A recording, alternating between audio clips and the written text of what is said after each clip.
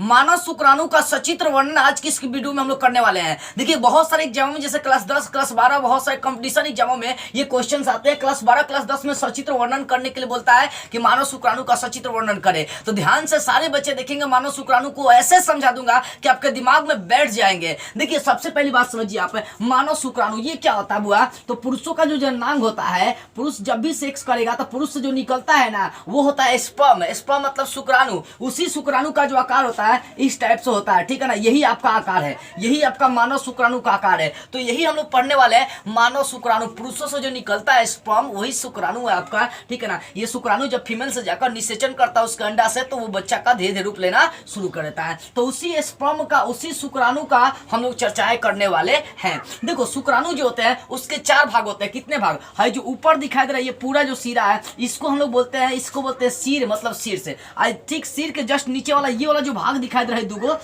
इसको ग्रीवा कहते हैं। और ग्रीवा के नीचे जो गोलाकार आकार दिखाई दे रहा है इसको मध्य भाग कहते हैं। और मध्य भाग का जो नीचे वाला सब भाग है इसको पूंछ कहते हैं। यानी स्पर्म जो होते हैं, जो शुक्राणु होते हैं पुरुषों के, वो 4 भागों में बटे होते हैं। कौन कौन सा? शीर्ष, ग्रीवा, मध्य भाग और पूंछ होते हैं। अब एक एक जानकारी हासिल करते हैं। सबसे पहले हम लोग देखते हैं आखिर इसका जो ये शीर्ष है, ये शीर्ष, ये पूरा भाग यहां से यहां तक जो शीर्ष होते हैं, शीर्ष में एक्रोसोम पाए जाते हैं। है जो ना सबसे ऊपरी जो भाग होता है इसी को बोलते हैं एक्रोसोम। क्या बोलते हैं? एक्रोसोम कहते हैं, ठीक है ना। याद रखिएगा एक्रोसोम कहते हैं। ये एक्रोसोम में एक तरल पदार्थ पाया जाता है। क्या पाया जाता है?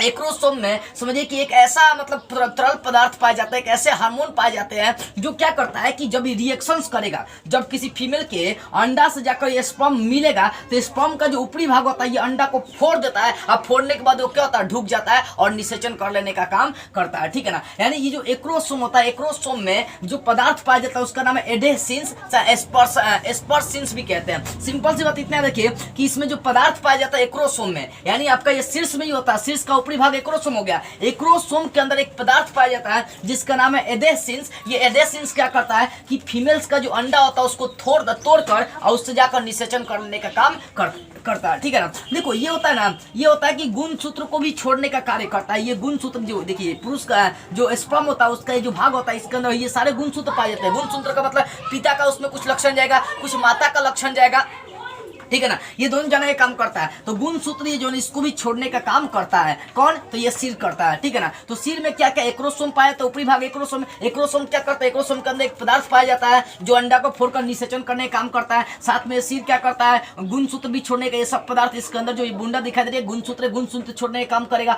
और साथ में ये जो एक्रोसोम होता है उसके अंदर एडेसिंस नामक एक पदार्थ होता है जो अंडा को फोड़ देने का काम करता है। उसका दूसरा भाग आता है ग्रीवा। देखिए ग्रीवा क्या होता है? जो शीर्ष होते हैं, सिर, उसके नीचे वाला भाग, जस्ट हाई वाला भाग, हाई वाला भाग, जस्ट नीचे वाला भाग ही क्या कहलाता है? ग्रीवा कहलाता है। ग्रीवा मतलब गर्दन कहलाता है। ये जो ग्रीवा होते हैं, सिर का नीचे वाला भाग ही ग्रीवा कहलाता है। ग्रीवा 2 भाग में बटे होते हैं। पहला भाग होता है तारक का। देखो इसका जो इधर वाला भाग है तारक का है और इधर वाला भाग है अक्षीय तंतु। क्या ना, ये तारक का है और ये क्या है? अक्षीय तंतु है, ठीक है। अब देखो ग्रीवा का जस्ट नीचे वाला भाग होता है मध्य भाग। कौन होता है?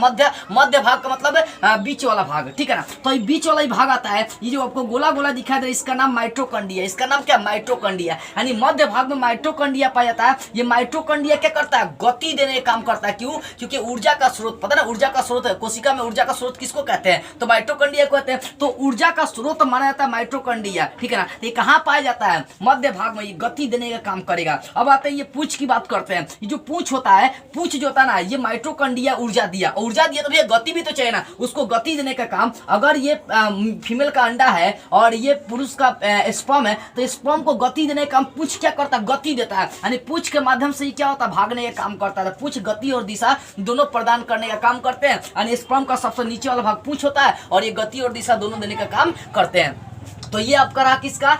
ये रहा आपका स्पर्म का मतलब शुक्राणु का सचित्र वर्णन रहा। एक बार स्क्रीनशॉट लेना चाहते हो तो ले सकते हैं, लेकिन ध्यान देने वाली बात यह है कि कुछ चीजों को आप समझिए। जो मैं आपको समझाऊं एकदम सिंपल तरीके से आप समझ जाएंगे ना, आपके दिमाग में ये सब चीजें आसानी से बैठ जाएगी। ये हार्ड नहीं है। जो बच्चे इसको हार्ड मान के चलते हैं उनके लिए हार्ड है। इतना नॉर्मल तरीका से आपको कोई नहीं समझा सकता इतने कम समय में। जितनी मैंने चर्चा की स्पर्म के कितने भाग? 4 भाग, शीर्ष, ग्रीवा, मध्य भाग, पूंछ। शीर्ष के बारे में मैंने आपको जानकारी दे दिया, ग्रीवा के बारे में, मध्य भाग, पूंछ के बारे में शॉर्ट में मैंने लिख दिया। अब उसको अपने भाषा में लिखिए, ठीक है ना। मुझे विश्वास है कि ये सब चीज़ आपको समझ में आ गई होगी। और दूसरी बात, यदि आप इंपॉर्टेंट प्रश्नों का नोट्स लेना चाहते हैं, मुझसे कुछ पूछना चाहते हैं, मुझसे बातें करना चाहते हैं, तो स्क्रीन पर व्हाट्सअप नंबर है, यहाँ से संपर्क कर सकते हैं। लेकिन ध्यान से बात करें कि आपको कॉल नहीं करना, ओनली व्हाट्सअप पर मैसेज करना है, क्योंकि आपका कॉल नहीं लगेगा। जय हिंद।